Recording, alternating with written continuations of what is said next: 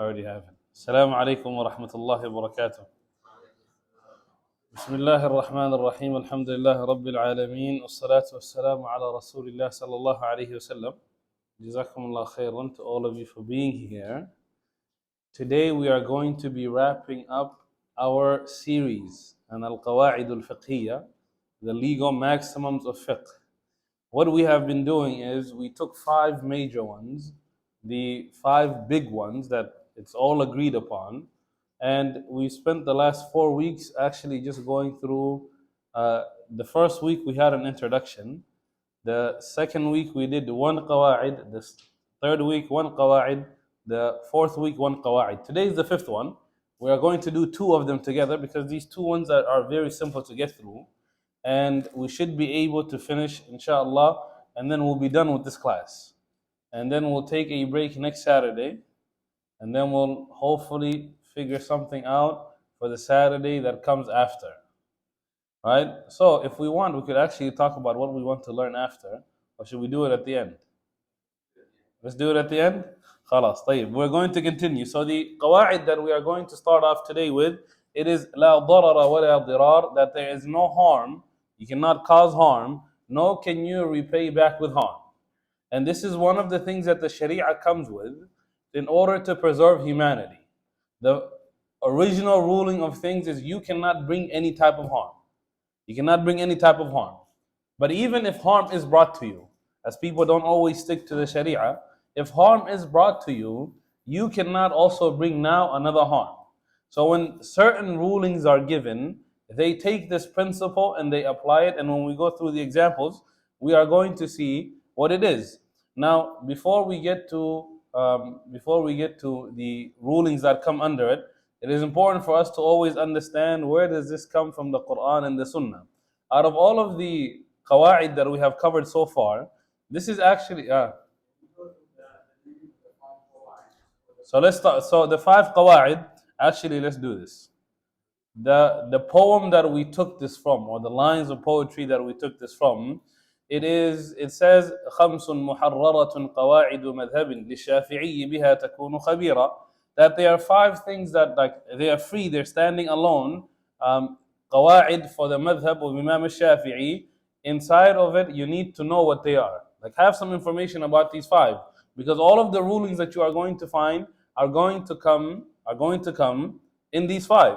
Any ruling, any fiqh ruling you could think of, something being halal, something being haram, something being mustahab, can you do this or can you not do that, all of it are going to eventually fall into one of these 5 things. Even though he says this is in the Shafi'i madhab, it is not only restricted to the Shafi'i madhab. These 5 qawa'id have been accepted by all of the madahib. There are others under them that they are going to differ with one another, and then there are additional ones that other scholars have decided to add. The first one is ضرر يزال وعادة قد حكمت. He says 1, and these are actually the 2 that we are going to be going over, and he places them at the beginning. He says that any harm has to be removed, and our customs have a place in ruling. So things that are customary to us, and this will be the second qawa'id we'll go over today, they have a place in the Sharia when a person is giving a ruling.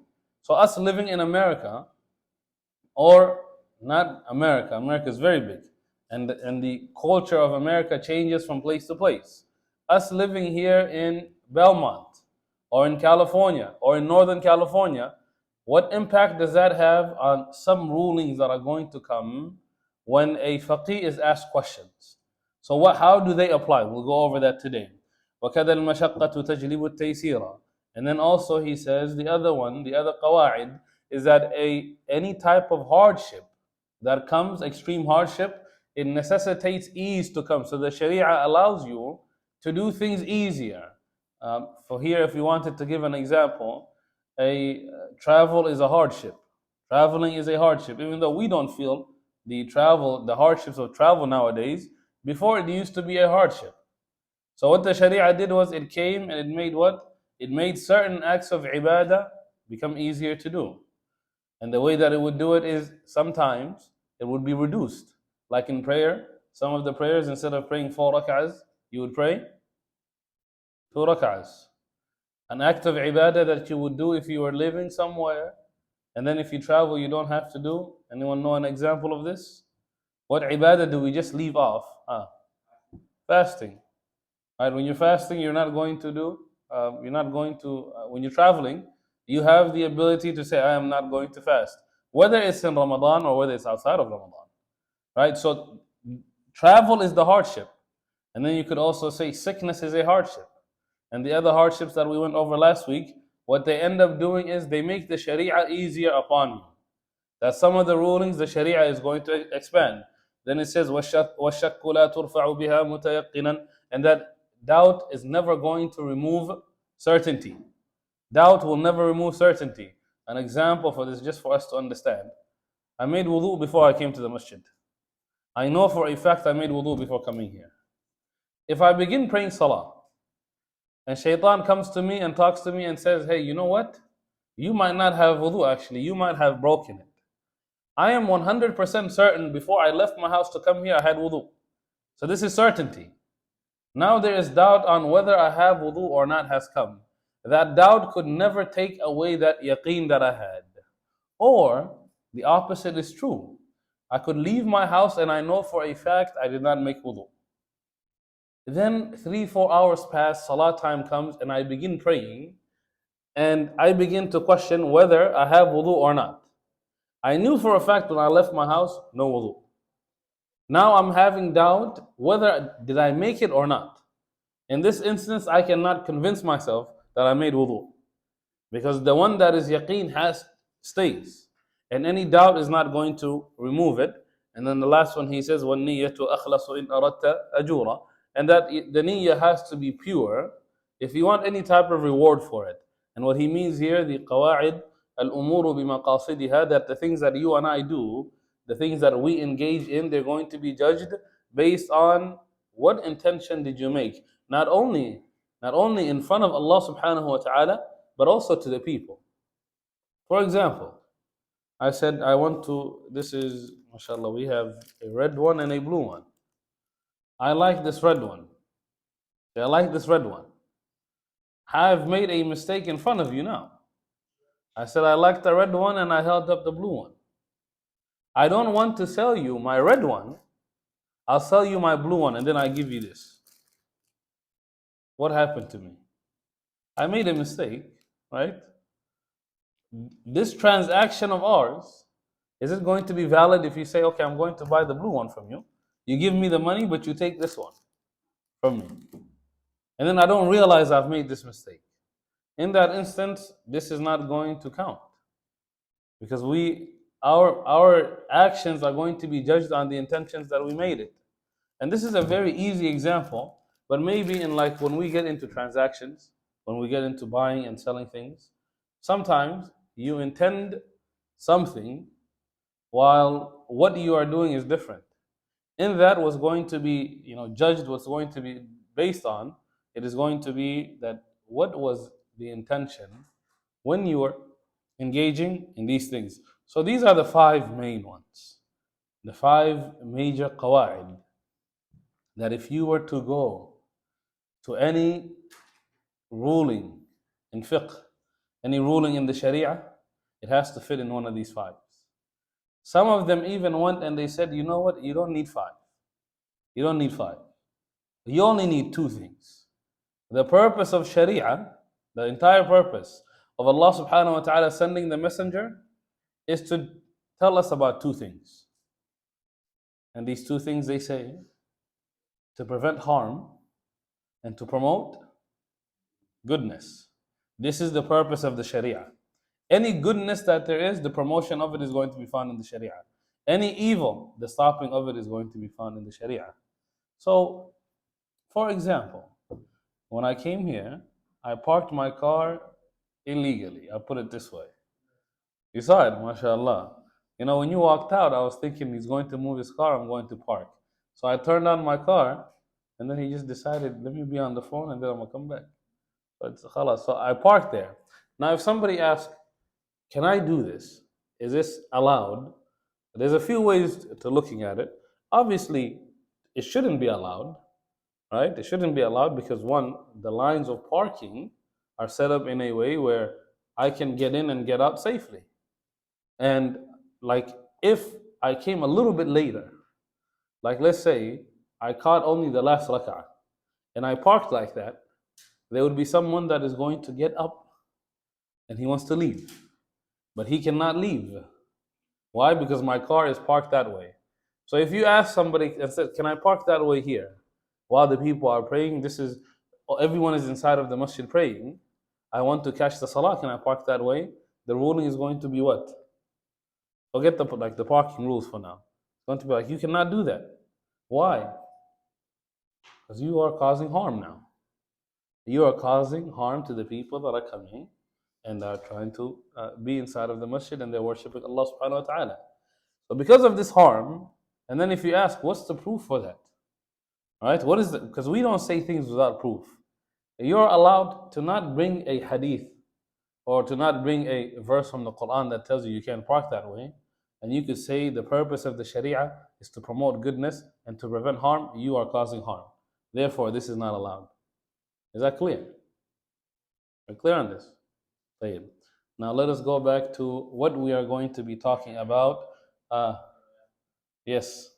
So these fully rules, Mhm. are they meant for the specialist or the mujtahid, or are they meant for the general Muslims like myself? What's their role in the specialist and the general? So mainly these rulings are for the lay people. It is for us. It is for us that don't understand, having done the study of the Quran and the Sunnah, to be able to come to a ruling. To tell you that you can't do this because the Prophet ﷺ said, or you have to do that because Allah subhanahu wa ta'ala said, we don't have the capability of doing that. But if we were to get the qawa'id down, then just based on it, general rulings could be made by anybody. And the purpose of this, when it was being written down, is you had the works of fiqh, the scholars coming and writing works that were for other scholars. Then from there, you had people that would take from there and summarize it for the student of knowledge. Then you would go from there, another summary would be done. And that summary would be done for the one that is below the student of knowledge. And then this type of, taking it and summarizing, it is the more we extract, leave the big things out and just get the main points out, the more people we want to access these. So the qawa'id al-fiqhiyah, their purpose of it is, let me bring all of the rulings of fiqh. But my responsibility is only to bring it in these maximums, in these 5 things that we are talking about, so everybody can have access to understand how fiqh works. Here, when we talked about the parking, a person could simply just say, it brings harm, this is against the Sharia, you cannot do that. Somebody could say that. The next level of that could be, these are people that are coming to worship Allah subhanahu wa ta'ala, and this is a path. The Prophet ﷺ says in an authentic hadith, give the path its right. Give the path its right. And one of those rights, the Prophet ﷺ said, it is that you do not harm the people that are on the path. I have harmed the people when I parked there. So you could go from only saying, using the qawa'id to come to the ruling of this is causing harm, is haram. Or you could say, you know what, I have proof from the Quran and the Sunnah for it. Right? So this is meant for us to be able to understand the framework of the Sharia. And then if we wanted to study the next level of qawa'id, it would just be these but expanded more. More things added into it. And at each level we just continue to grow until we reach the level of the scholars. But the beginning, the base, this is where things that everyone should know. Hopefully that answers your question. So this is classes like this in qawa'id and in usul, they're very, very important if we want to thrive as a people. If we want to thrive as Muslims, understanding the foundations of the Sharia, not all of us are going to be able to understand the entire Sharia. Not all of us could become scholars. But if we just understand the framework that the scholars have used to come to it, it is going to be easier for us to understand why are there so many rulings, and why in the rulings, why do they say the things that they say? Ultimately, we said all fiqh rulings could just be divided into two things. But that is just for the the regular people. So this is why like classes like this, understanding the legal framework of the Sharia, understanding the foundations of the Sharia, and so on is very, very important. And it should actually be like from the early things that we teach the people. If you look at, for example, if I ask you about a hadith today, what is the most famous hadith book that we all know? Bukhari, mashallah. We have some scholars in here, Allahu Akbar. Okay, let's do this. What is a hadith book that you have attempted to study, or someone has began teaching you? Or Arba'in al-Nawawi. Why? Arba'in al-Nawawi, it's not a lot of hadith. It's not. It's 42 hadith.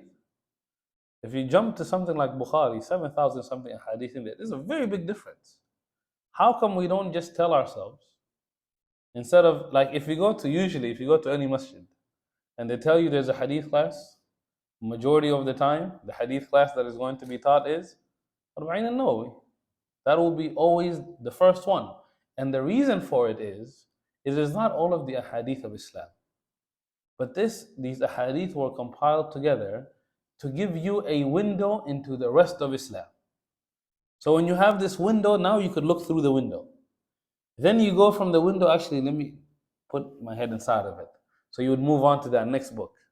And that's why, like, we always see this, the class starts, goes for a couple of weeks, comes back a couple months later, another arba'in, over and over and over. If we were to actually finish it, especially our brothers here, these young brothers, if you were to take, like, while I'm guessing all of you are in high school, in the 4 years, if you told yourself, you know what, I want to master Arba'in al-Nawawi, you will never have a problem in your religion. You will not have a problem with Islam. The rulings that come from it and how you should understand it, just by sticking and learning Arba'in al-Nawawi. Because this, when it was put together, the entire purpose was, it is not meant for scholars. We can tell this is not meant for scholars. What it's meant for is the person, I just want to know enough about the hadith of the Prophet ﷺ to where I can use it in my ibadah. And for that, here, take Arba'in al-Nawawi. This is going to be enough for you. So learning these very, basic things is really going to give you the proper understanding of this Sharia of ours. So learning the framework, learning the foundations, learning the qawa'id, and so on. So let us get any other questions before we go, actually. We get to what we'll talk about for the rest of the time, inshallah. طيب.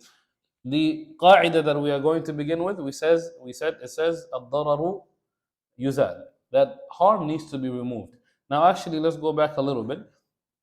Out of all of the qawa'id that we have talked about, we always began with bringing the hadith of the Prophet ﷺ or the verses of Allah subhanahu wa ta'ala to tell us what is the proof for it.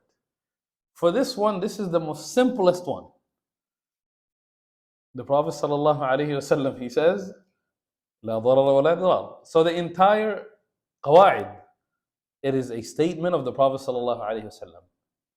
For example, in al-umur bimaqasidiha, the proof for it, you're not going to find a hadith or an ayah that says al-umur bimaqasidiha. What you're going to find is إنما الأعمال بالنيات.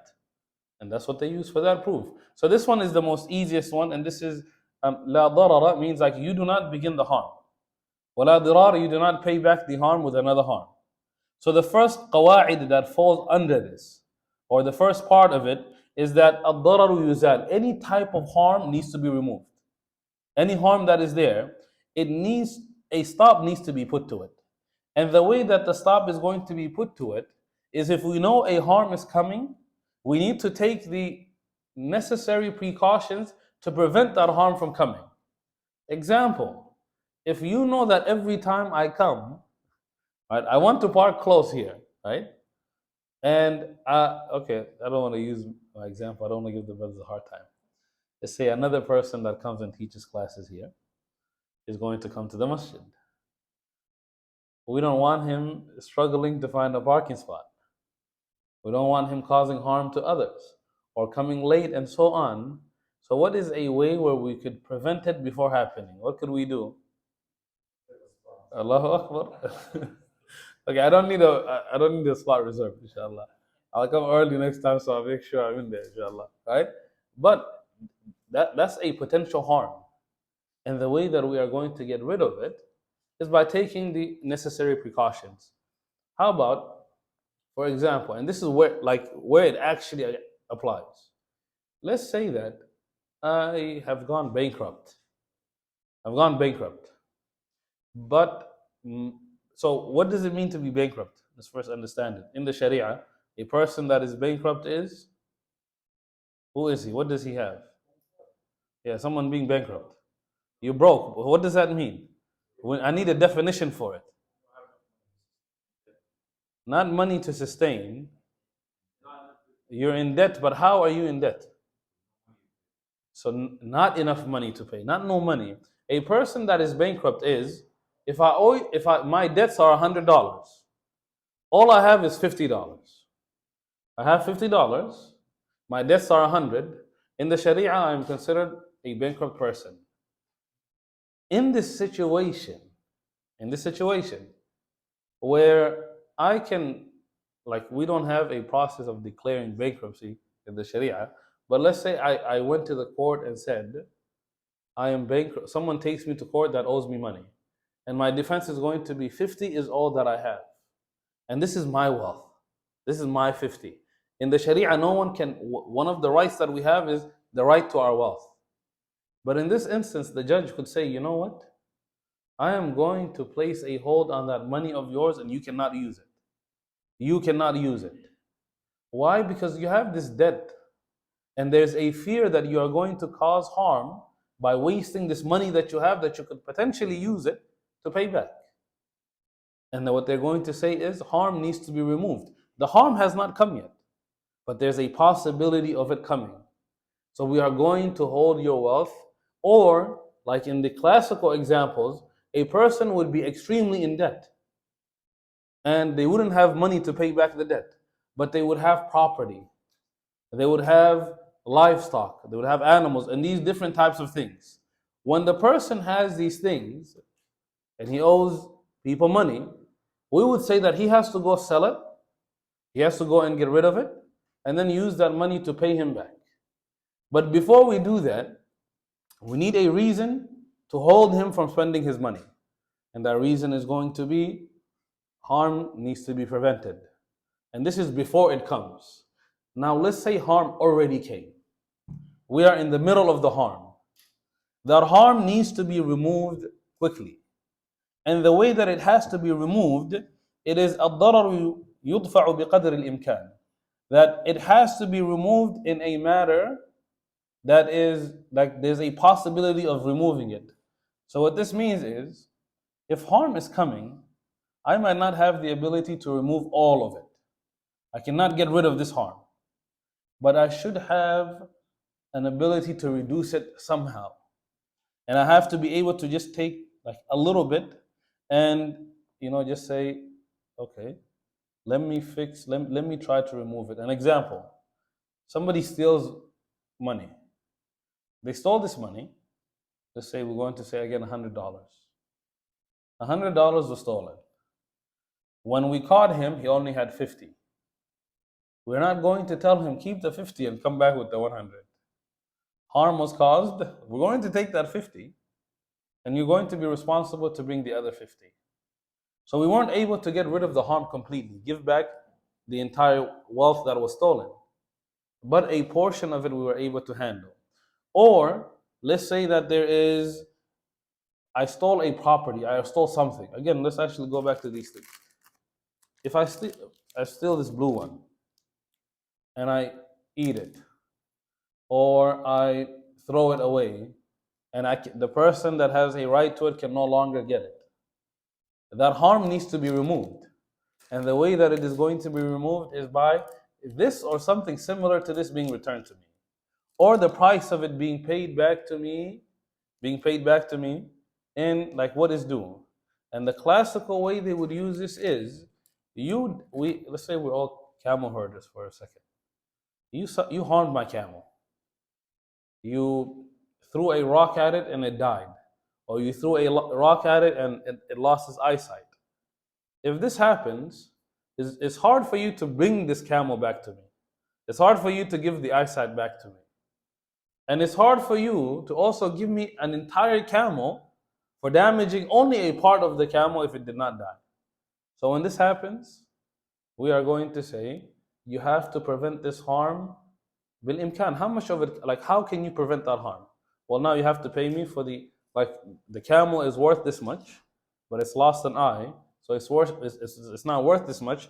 And this decrease in it, you have to pay me back for it. Right? So this is preventing harm as much as you can. What you could do. And that's when you are inside of it. Any questions here? طيب. The other one, and this is the third one, it is that الضرر لا يزال بمثله. Yes. For example, in the situation, say, harming the planet. Mm-hmm. So we have our society making practices that is harmful Mm-hmm. to the environment. Mm-hmm. Would there be a reason in the Sharia to legislate something to reduce the harm? Would that be basis? 100%. So this would be the basis of it to not cause harm. And we could say, because we are trying to follow this, here are the things that we are going to do to reduce the harm that we are causing. We could do that. And we wouldn't, like, we could go to the Quran and the Sunnah and find the proofs for it. But for us, let's say we're not trained in that. All I know is الضرر يزال. All harm needs to be removed. Small, big, minor, major, all of it needs to be removed. Khalas, this is a harm that we are doing. Now we need to remove it. So let us get to ways of removing it. What's your proof that this is, you could actually do that? And the Qawa'id says that all harm needs to be removed. And then this one is easier because you could say the Prophet ﷺ said, لا ضرر ولا ضرار, right? There's no harm and there's no returning that harm. So the third one, it is a person, like any type of harm is not able to be removed with a similar type of harm. An example, I break your house. You cannot break my house in return.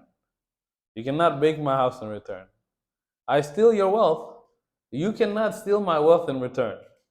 Right? You said, you know what? My defense for it is, you took 100,000 from me, I'm taking 100,000 from you. It cannot be that way. But how does blood money work? The actions of your Mhm. So this is a different ruling, and this is not removal of harm. This is a right being given to them, right? And this is a right that Allah Subhanahu wa Taala gave to someone that wanted to practice al-qisas. So here, like that type of killing will be different than, for example, if somebody, before you took it to the judge and the judge decides, here are your three options. If you were to kill them, right? Like even though you're going to have a right, you cannot fulfill that right, right? Like you can't use that excuse if someone kills a family member of yours and say, you know what, I'm going to go and kill a family member of theirs. But once the judge has ruled and then says this person is actually guilty, you have three options: to forgive, to ask for blood money, or to kill them. And in that time, it is not going to be, it is not going to be it wouldn't fall under this one. And the reason it doesn't fall under this one, all of these qawa'id, the other way that we should think about it is, they are rulings in absence of knowing the Quran and the Sunnah. In absence of knowing the Quran and the Sunnah for it, this is what we are going to rely on. But if we know the Quran and the Sunnah are there, we are not going to say the ayat say this, but then this is what the ruling needs to be. For example, I was at the Masjid 2 days ago. I don't know if this happens here, but we have a practice, Allah make it easy on us, that somebody will lose their keys, somebody will lose their phones. And we would get to the front of the masjid and we would make an announcement and say, whoever lost their key, whoever lost their watch, their wallet, their phone, come and get it. Is this something that we could do inside of the masjid? Who wants to take a guess? Obviously not, because I'm telling you this. Sadly, this is what we're doing. The Prophet ﷺ said, whoever makes an announcement for his lost property inside of the masjid, make dua and say, oh Allah, never return it to him. Never return it to him. So when the person stands and says, you know, someone lost the phone, our response needs to be what? Basically, may Allah let it be lost for you. Never see it again. Why? Because you went against the uh, what the house was built for. When they asked the Prophet ﷺ why, he said, "This is not what the houses of Allah are built for. They're built for the remembrance of Allah, not for a person to come and announce their lost property." طيب? Someone cannot look at that and then say, this is a harm that needs to be removed. This is a lost property that needs to be returned. Here we have the Quran or we have the Sunnah.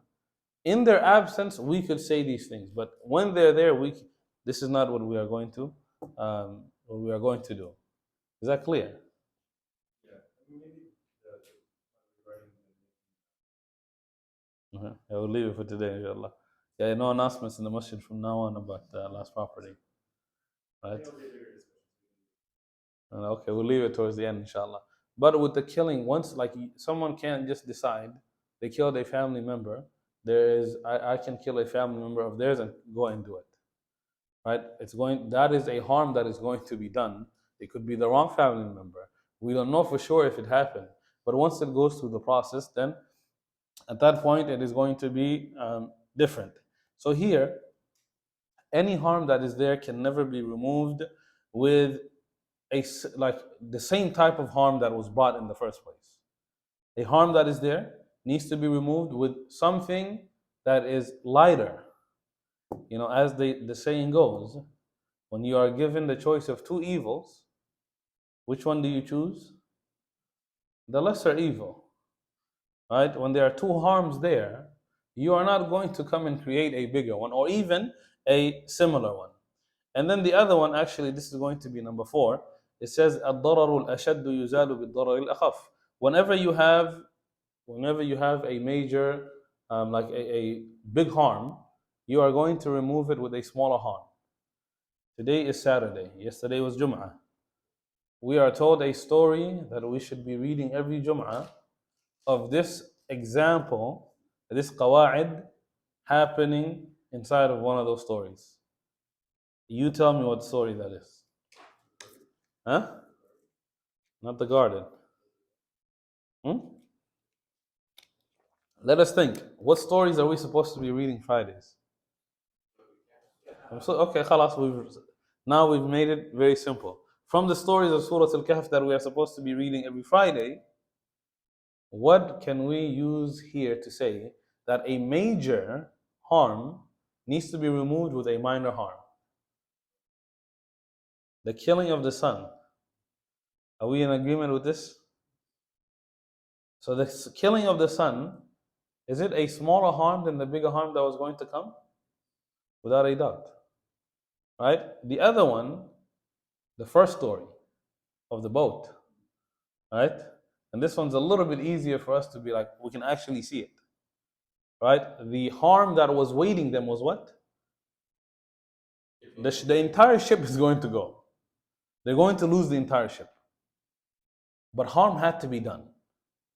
And that was of not breaking, we'll say putting a hole in the ship. And when the hole was put in the ship, this is a harm. The property of this person has been damaged. But it was done so that a bigger harm is being prevented. So whenever we have harm and we need to use harm, it needs to be done in a way where a smaller harm is taken away the bigger harm. Any questions here? And then again here also, this is where the hudud and qisas comes into it, of removing a major harm by a minor harm that is there. Yes. Sometimes it becomes a bit challenging to interpret what's a smaller harm and what's a bigger harm. It makes it ambiguous. Need wisdom. Yes. And none of these when it comes to harms, I can decide, us like collectively, we can decide this is something that's harmful. Right? Because we don't know. The one that decides something is harmful, one is Allah subhanahu wa ta'ala. Then the Messenger sallallahu alayhi wasallam. Then those that are going to be the inheritors of the Messenger sallallahu alayhi wasallam. For example, Allah subhanahu wa ta'ala, He says, كُتِبَ عَلَيْكُمُ الْقِتَالُ وَهُوَ كُرْهٌ لَكُمْ.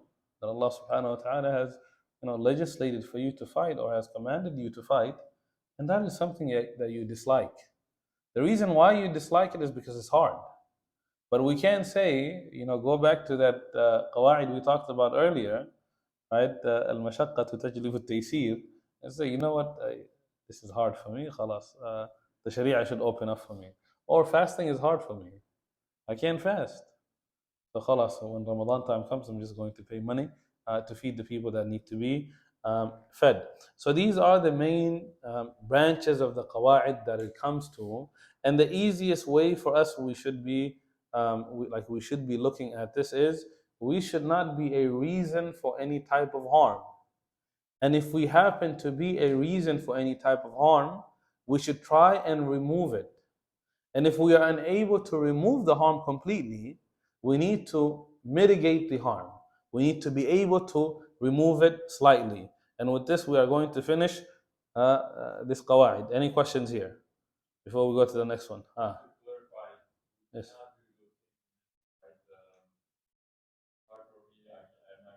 No, we can no, we cannot do those things. That is not something that we can do.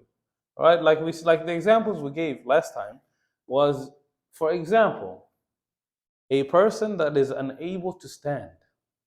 He's unable to stand to pray salah. Can he sit and pray salah? Is salah accepted from him sitting? What if we decided we're all just going to sit and pray? Khalas, if he's leading, we're all going to sit. All right, we're all going to sit. But let's get to like us being healthy. Can we say, you know what, today I'm tired. It's quicker if I sit down and pray. Can I sit down and pray salah? Because it's hard for me. I cannot. Right? Or like an even easier example to where like the mashaqqa needs to be, you don't decide it.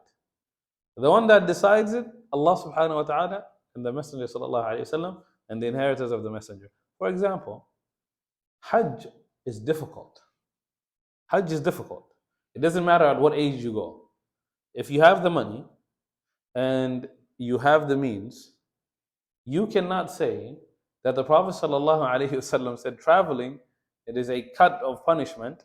I have to travel to go to Hajj. Hajj is difficult. I can't handle the walking. Khalas, I'm not going to go. You cannot do that. Why? Because hardship is not decided by you. Harm, again, is not decided by you.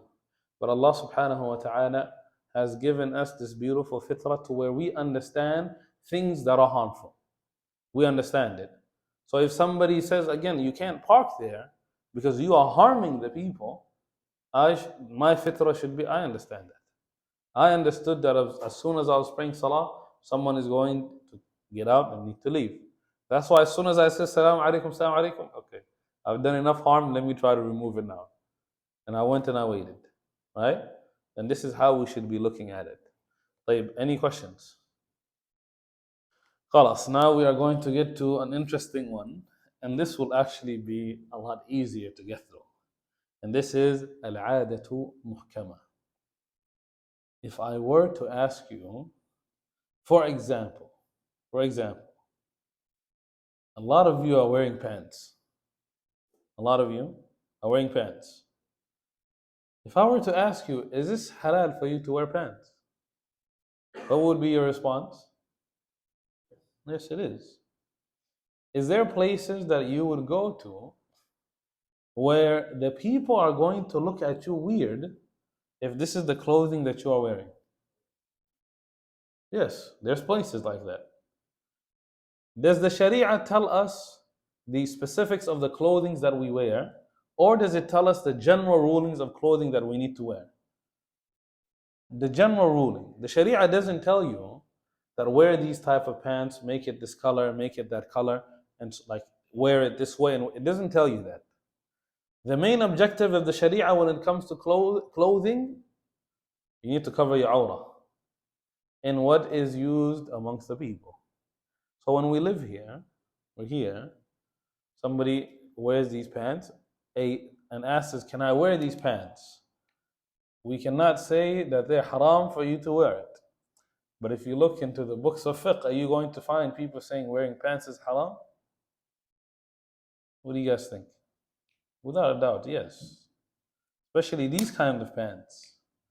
Right? These pantalon that people have, you would find in the chapters of fiqh where this is not clothing that a Muslim should wear. And there is no proof from the Quran and the Sunnah to say that, except that they're going to say al-'adatu muhkama, that the culture, the cultural practices of the people they have a share of rulings. Yes. Yeah, you should. Yeah, we should not do that. That's crazy. Just make sure you hide it. If you could wear it under, just khalas, it would be good. When it comes to clothing, I shouldn't be like wear a size up, not a size down, right? So wear a size up. Try to cover yourself as much as you can. No possibility of your aura showing, or even the shape of your aura showing. That's what we should try to go for. Our shirts should be longer, so that when we are praying salah, the people are not exposed at the time of dhuhr to a full moon, right? Should be avoiding that. Like there should be no rising in the masjid at the time of dhuhr. Crazy. But you go to masajid, that's what you see, right? Really, what I would say, like, if you were to come and ask me what should I wear to go to the masjid to pray, you have to wear this right here. Or you have to wear, our brother's wearing over there, mashallah, he's covering himself. Our brother right here. The rest of you have to go into salah with doubts. Is that something you want to deal with? Like I have to make sure I pull up my pants when I go into ruku', when I come. You don't want to do that to yourself. What we should really do is like, alhamdulillah, here I don't see it as much, and that is a blessing. There are some masjids where you just walk in and, ya Allah, someone made an announcement, we need to put a basket. You know how for the sisters, there's hijabs in some places that they go to, they take and they cover. For our brothers, we just need something they can cover themselves with when they come to the masjid. Right? But anyways, let's get back to this qawaid of al-'adatu muhkama.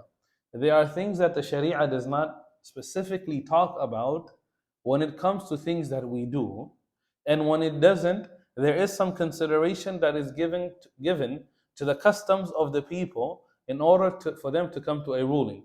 And this is one of the requirements for someone to be able to give fatwa, is that wherever they are living, they have to have knowledge of the customs of the people. And this impacts you in minor things like clothing, and it also impacts you like in business, for example. Let's here in America, if I own a property, a house, 3 bedrooms, 2 bathrooms, and I want to sell it to you, and you come and you want to look at all of the rooms. Was a time where every room in the place was built the same way. Every room is the same size. Every room is facing the same way. In those situations, if you just looked at one room, you would understand the entire room. But in the times that we live in, one is bigger than the other, one is smaller, one is this and this, different sizes, all of these, you have a right to come and say, I want to look at every single room before that I make this purchase. Or you go and you buy a car. And the custom is that whoever buys a car, the floor mats or the seat cover, it is not a separate price. It is included in the price of the car. The Sharia doesn't tell you that you have to know what you're buying and so on. It tells you that. But in this instance of, do I pay for the mats and the seat covers separately, or is the custom that when a person buys the car, all of these things are included and they're given to you? So when a person, for example, in our custom is that all of it is included, you can't come to me after I've purchased the car and say, you know what, you didn't pay for these mats, you didn't pay for this, you didn't pay for the seat covers, you didn't pay for like these different things that it is customary now. You just sell it and the entire thing is sold. Or if it's the other way, where the custom is when you buy a car, you have to purchase the seat cover separately. You have to purchase the mat separately. You have to purchase the steering wheel cover separately. And then I come, but in the transaction, tell me the price of it.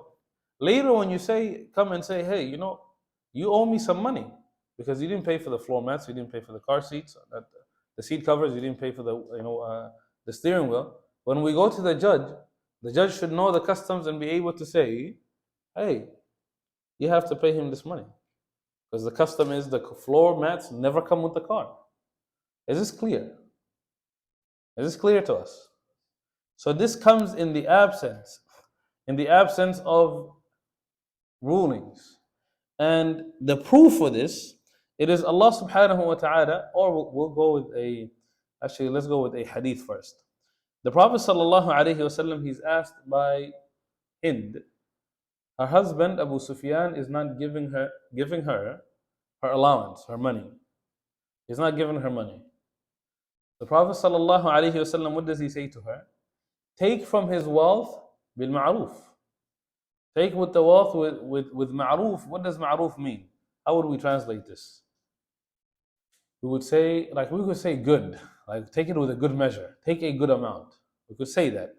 But what it actually means is you need to look at what is acceptable in this society when it comes to the husband giving to the wife. The husband giving to the wife, how much does he give? Here, let's just say the monthly allowance needs to be, we've used $100, let's go $100. And if she says he's not spending this money on me, and he has not given me my right for the past 10 months, I want all of it given to me. There's no thing in the Sharia that tells you how much you need to give. So here, what are we going to look at? What is customary for the wife to receive from the husband in terms of an allowance? And we said 100. So 100 in 10 months, it should be $1,000 needs to be given to her. So this is one proof for it. The other proof for it, Allah subhanahu wa ta'ala says, anytime that you hear bil ma'ruf inside of the Quran, for example, وَعَاشِرُوهُنَّ bil ma'ruf, live with them in a manner that is, again, we could say good. But what it means is live with them in a manner that is good according to these customs. And that changes from time to time. $100 might be okay for an allowance here. But if we go down south to, let's say, LA, it might be 200, it might be 300.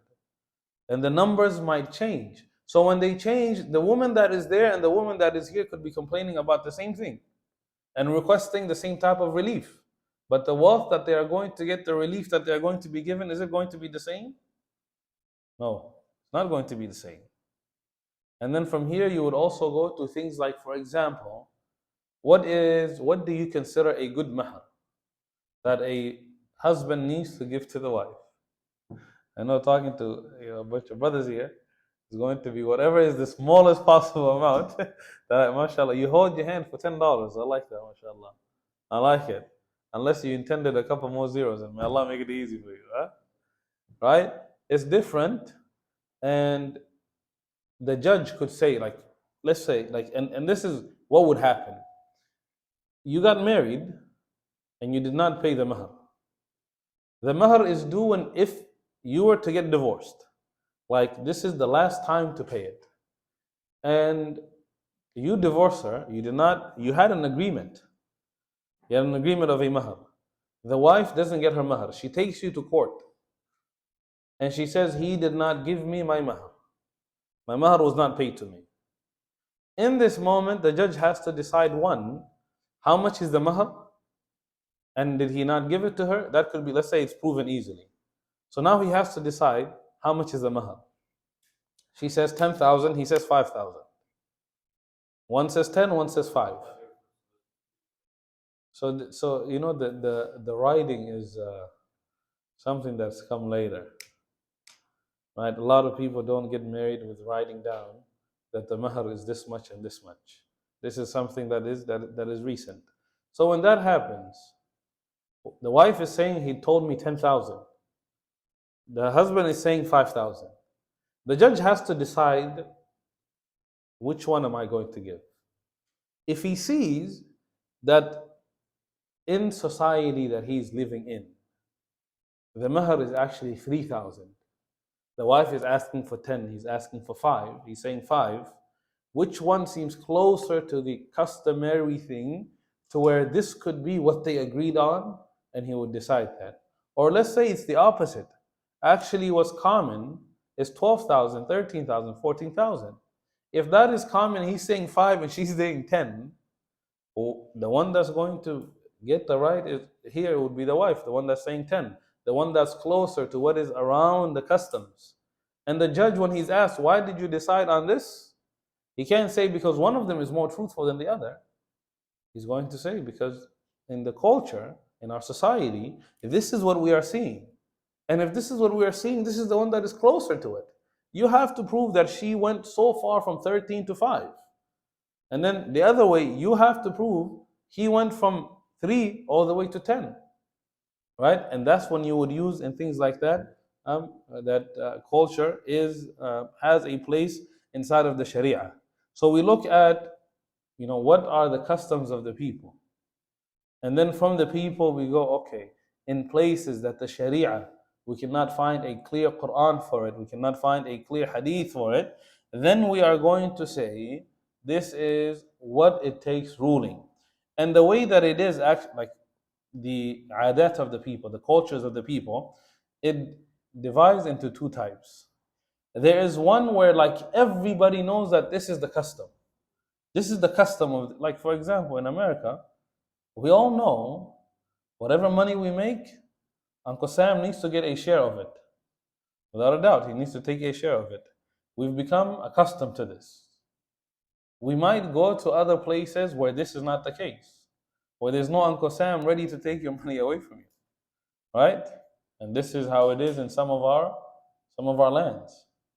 So in that case, let's say, same example of the husband and the wife, and a portion of it has to be, given to the wife in terms of, let's say again, like there's some type of this wealth is her right that she needs, and it worked out to be a percentage. If the person that has no idea about Uncle Sam does the math and decides, you know what, you get paid 10,000 a month, this much of it should be spent on your children, without knowing that, hey, this is not actually coming to you, he's oppressing this person.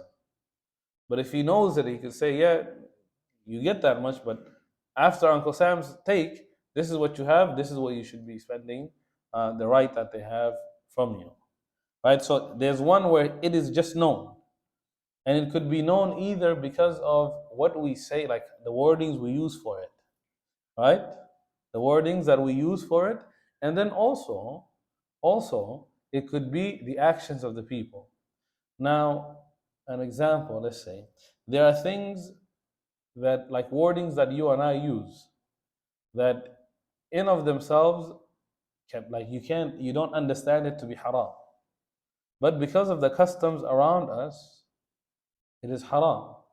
An example of this is the Prophet ﷺ, he says, Man halafa bighayri Allahi, whoever takes an oath with Allah subhanahu wa ta'ala, or whoever takes an oath with other than Allah subhanahu wa ta'ala, faqad kafar.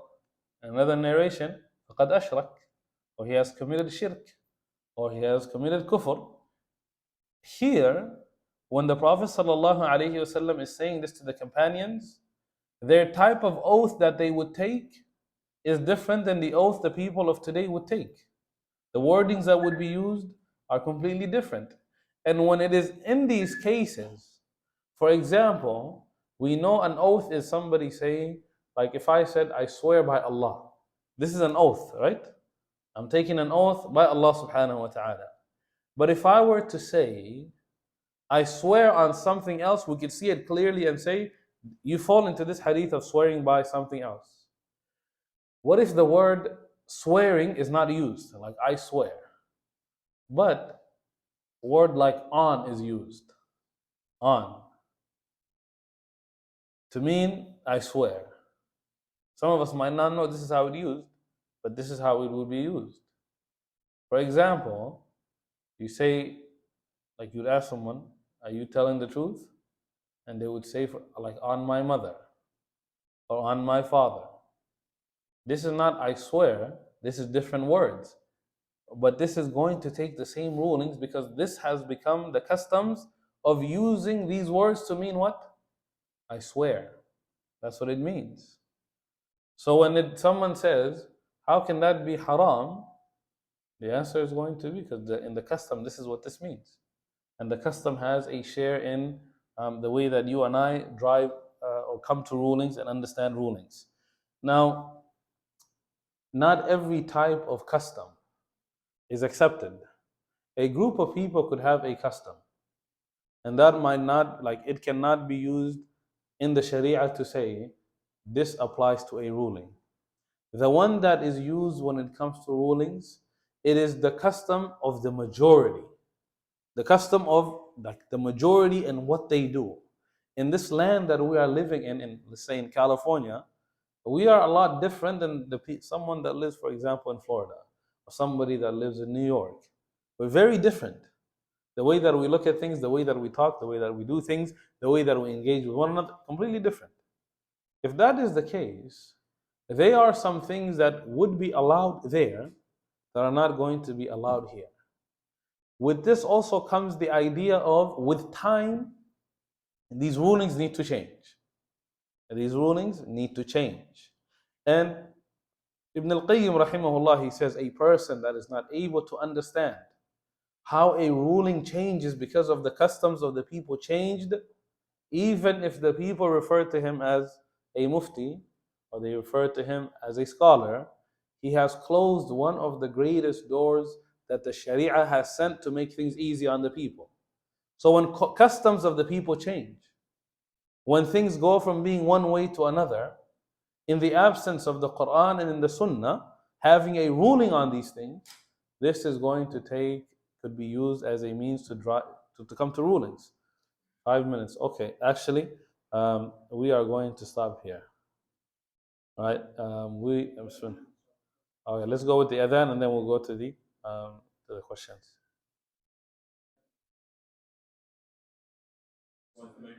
Oh, who wants to make adhan? Okay. Bismillah. Oh, he already took the mic. Khalas, Bismillah.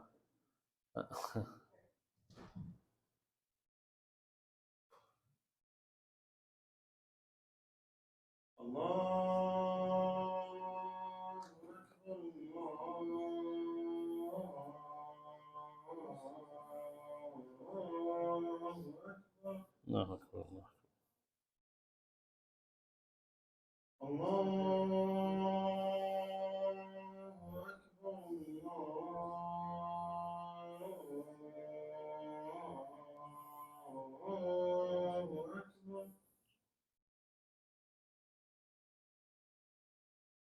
أشهد أن لا Okay, we'll do after.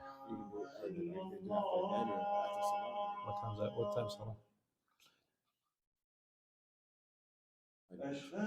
We'll see if we have questions after. We'll do after this and after, inshallah.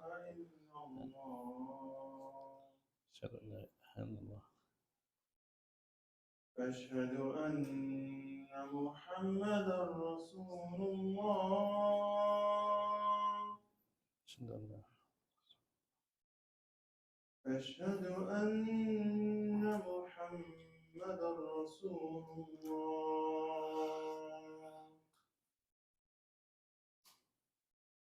حي على الصلاة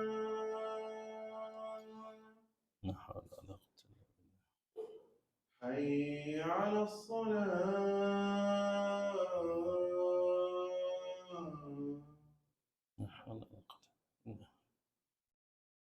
حي على الفلاح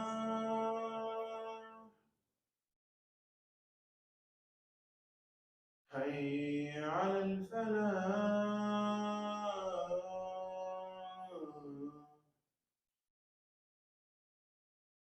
الله أكبر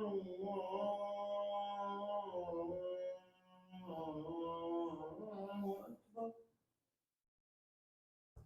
لا إله إلا الله لا إله إلا الله محمد رسول الله صلى الله عليه وسلم. اللهم رب هذه الدعوة التامة والصلاة القائمة.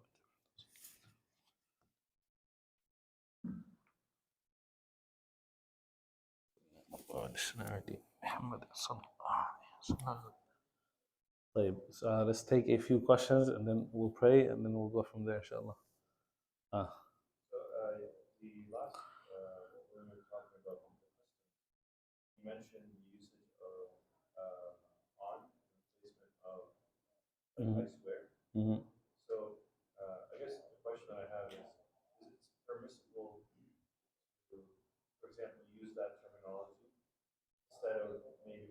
maybe more obvious to general public, as long as people you're talking to are accustomed to that kind of terminology. So, for example, it's permissible to say on like. No, that's not permissible. No. Because swearing on other than Allah subhanahu wa ta'ala is not permissible.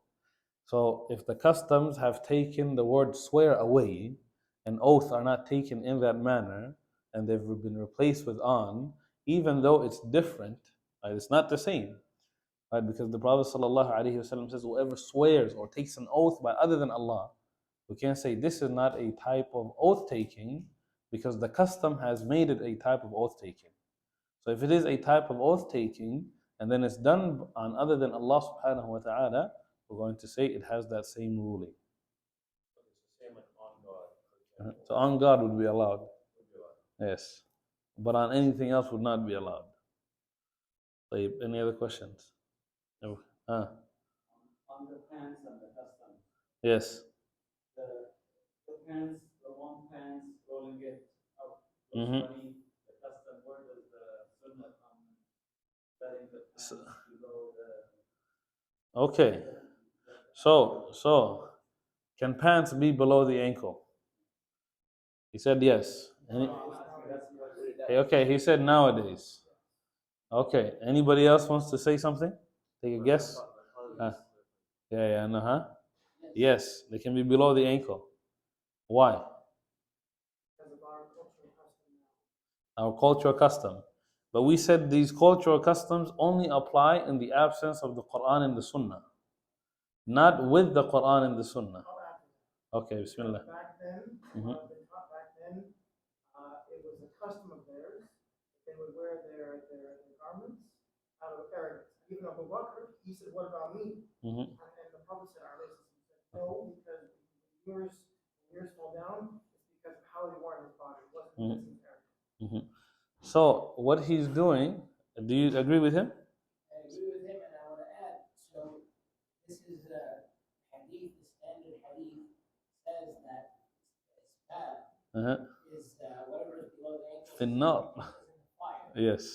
So this is hadith is popular and it's in our faces all the time. The hadith that the brother mentioned, John, is not. And then also Abu Hanifa rahimahullah in a book called Al-Fatawa al-Hindiyya, which is one of the Hanafi brothers' book. Abu Hanifa was wearing a long shawl. Yeah. Long passing ankle. So the person said, "Isn't this haram?"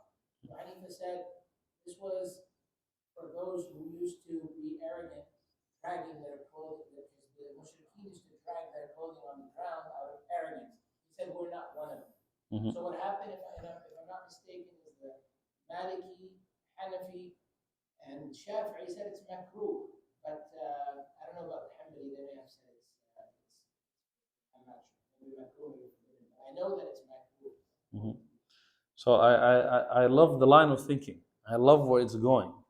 So what we are doing right now is we're looking at the hadith of the Prophet ﷺ, and we are trying to define it in a way that is going to make sense for us, where we could apply it. And the way that we should look at one is we need to understand that when the Prophet ﷺ is talking about the clothing that is below the ankles, the reason why they used to do this was to show how much wealth they had. Right? It was to show that, hey, look at me. Clothes in general at that time, especially for the people of wealth, the way that you would know it is the clothes needs to be tailor-made. Right? You can't just go pick up random clothes and put it on. Everything needs to be tailor-made, and this is going to cost money. On top of that, I want to show you how much money I have. I'm going to make extra clothing that serves no purpose. The purpose it serves is for you to say, the clothing is already nice because you spent good money on it. But you spent extra money on extra fabric just to drag it in the dust. Right? And this is where the kibr, the arrogance comes from, to where look at how much money that I have. Now, in the absence of that, if clothing goes below it, the purpose of it being in the fire is not just because the cloth was under. That's not what it's for. What it's for is because you did this on purpose to come and show us, look at how much wealth I have. And that led you to have kibr. So for us, if we are not doing it out of kibr to say, I think it's It's very rare to do that here. We don't wear custom clothing. That's the first one, right? But like, if it is not done out of kibr, if it's not done out of, hey, look at me, this is here, then the ruling of the hadith would not apply. Would not apply. Are we clear on this one? But it is, huh? So the reason it's in the fire is because of the kibr. If the kibr is not there, if it is not there, then that purpose of it is also not there. طيب? Next topic. So next Okay, week next is off. topic. Next week we're off. Oh, astaghfirullah azim. We didn't even make dua. May Allah subhanahu wa ta'ala forgive us for shortcomings. Wa sallallahu wa sallam ala sayyidina Muhammad wa ala alihi wa sahbihi ajma'in. Jazakumullah khairan.